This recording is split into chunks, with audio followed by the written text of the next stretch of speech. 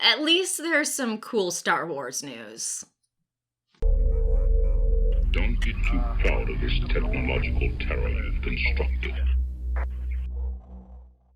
So this news video, I want to first start by talking about Maul. So I feel like I was one of, like, 2 people that were surprised when Maul showed up in Solo. I mean, we knew he wasn't dead post episode 1 from all the other canon, and we knew he had criminal ties. I just didn't expect him to be the leader of Crimson Dawn and to pop up at the end of Solo. Apparently I was, like, the only person, though, according to comments on that video. Well, it seems like we might get Maul in a live-action show again. Solo didn't do too well for a variety of reasons, not limited to piss-poor advertising and the time they decided to premiere it. And if I'm being honest, because they changed directors, it was really disjointed. Like, I loved the second half of Solo, and I hated the first half. Those 2 movies did not seem as if they were all one movie. I kind of wish I would have started watching Solo at the halfway mark and just watched the rest, because the first half was a nightmare. But what is done is done. Let's not talk about that anymore.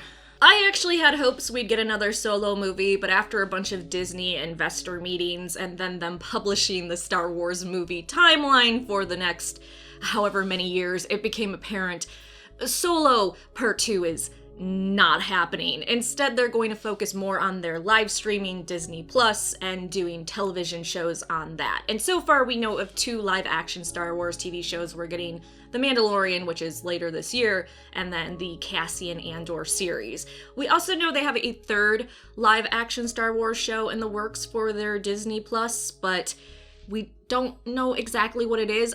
I was guessing Obi-Wan, but I don't know, because Ray Park, the gentleman who originally played Darth Maul, responded to a fan who noticed he was getting in shape and in the best shape of his life and asked, "Are you playing Maul again?" And he responded with a thumbs up and a winky face. And you may say, you're reading way too much into that. I'm not. But also I do have a shiny tinfoil hat. But in the past, Ray Park has been very upfront about his involvement with being Maul again or reprising that live-action role when he hasn't had an NDA that makes it so he can't. So the fact that he's really upfront about this, and he is in phenomenal shape, which I know he's doing some other stuff too, but I don't know. A girl can hope. And again, we know that the streaming service Disney Plus was their next big focus for Star Wars shows, including animated series, but live action ones too. So maybe they decided, okay, another Solo movie won't work, but a live action mini-series on Disney Plus, that could be a thing. And I don't know about you, but I would love to see Maul and Qi'ra teaming up to do shenanigans in the criminal world. If they just did a live-action Star Wars TV series about Crimson Dawn, I would be in heaven. Now, yeah, maybe if they are actually doing an Obi-Wan TV series, Maul could pop up in that, but I feel like that might take away from their final confrontation in Rebels, and they should probably leave that alone. But I'm also the person that really doesn't like the Star Wars main comic series, how they had Leia and Luke interact with Vader so much between A New Hope and The Empire Strikes Back. I wish they wouldn't have had so many encounters between those 3 characters, so that just might be my own bias.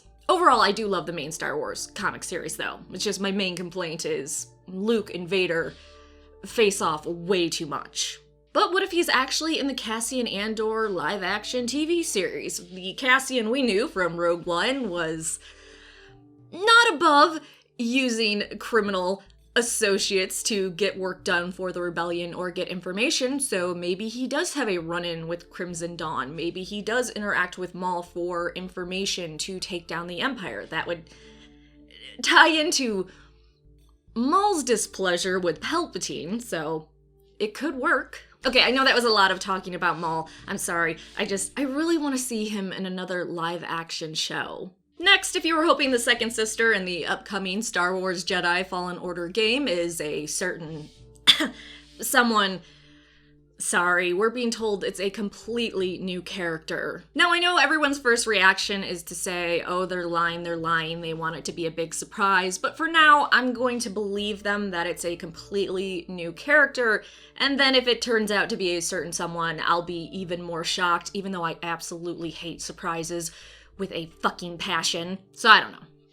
We'll have to see, but for now, I trust them that this is a completely new, made-up character for the game. In super exciting news, Star Wars Celebration will return to Anaheim, California, August 27th to 30th next year. I am definitely going next year because I was super pissed that Friends went this year and I didn't get to go, but they got to wear all my Star Wars outfits and costumes.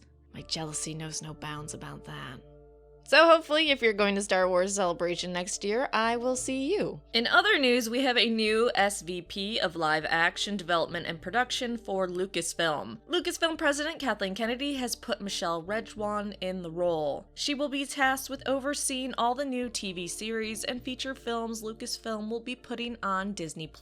On her appointment, Kennedy said, "Working with Michelle over the last 7 years as a producer on both The Force Awakens and now The Rise of Skywalker, I have seen firsthand her skills collaborating with writers and directors, and I've been incredibly impressed with her creative skills and her ability to manage the complexity surrounding these massive projects. I know the importance of building a team that you trust and have fun working with. It is paramount to our success. There is an exciting momentum building around the future of the franchise, and both myself and the Lucasfilm team look forward to working with Michelle and shaping the future in all areas of story development, from theatrical film development to live-action content for Disney+.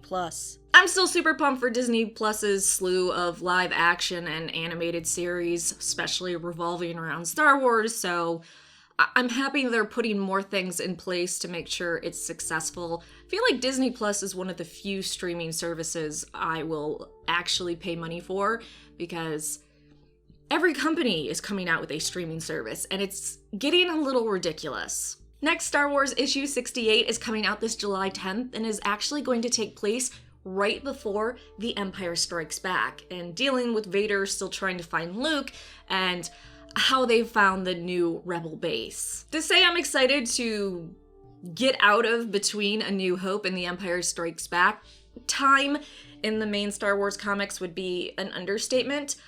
I really want to move on to a new time period. It's getting really congested. Let's explore between The Empire Strikes Back and The Return of the Jedi. Please. Next, it looks like we're getting some pickup shots for Episode 9, The Rise of Skywalker, and before anyone goes, oh, this is proof that the movie is doomed or they're having issues, this is very normal. After they see the rough cut of their initial filming, they go and they film pickups to make certain things smoother or to have better transitions between scenes. So this is completely normal. It's what you do when you make films, so don't freak out yet. Freak out once we find out JJ has a heroin addiction or something and he was high the entire time making Episode 9. Ooh, and real quick, since we're speaking about Episode 9, Colin Trevorrow, the gentleman who was originally working on Episode 9 before it was handed off to JJ, developed a ship that is at Galaxy's Edge, which is the new Star Wars theme park. He shared, "It was just a natural part of the process. The Imagineering team asked us to develop a new ship for the park while we were designing the film. I took it pretty seriously. It's not every day you get to be part of something like that.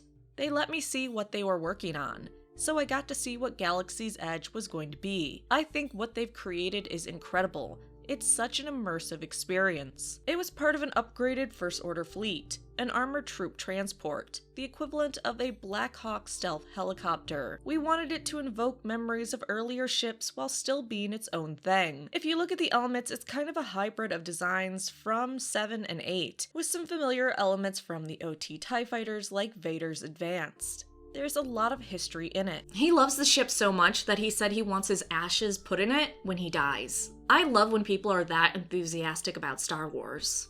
Alright, that's the news for now. Are you excited about Maul potentially being back for another live-action series, and where do you hope he fits in? Let me know in the comment section down below. Thanks so much for watching. Please like the video and subscribe for more Star Wars videos.